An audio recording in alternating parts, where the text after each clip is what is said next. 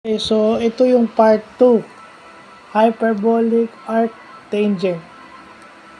Kung kanina hyperbolic tangent, ngayon naman hyperbolic arc tangent o tang raised to -1.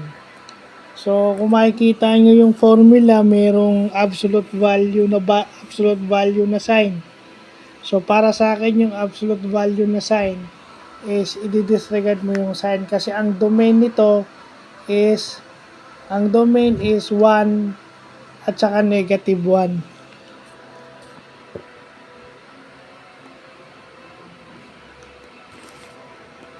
Ayun o, ang domain nito is -1 at saka 1. So, pag yun yung given, yun yung hindi pwede. Hanggang doon yung restriction, -1 at saka 1. Kasi pag yun yung value sa nilagay mo, pag sa numerator, sa denominator yon, division by 0. So, bawal sa ano yun?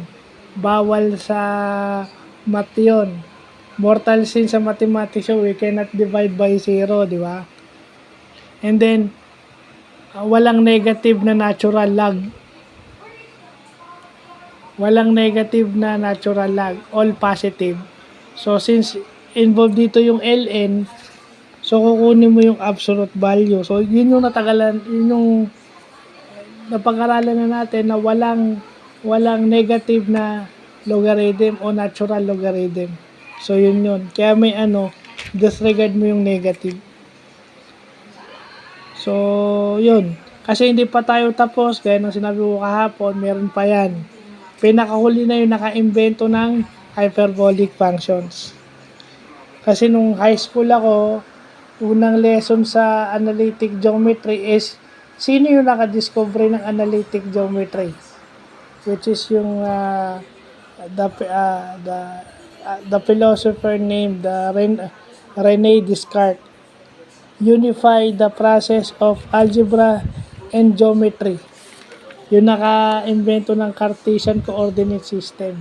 Kaya nga Cartesian ang tawag doon dahil kay René Descartes o Descartes. However you wanna pronounce it. So, yun. Ihuli natin yun. So, yun.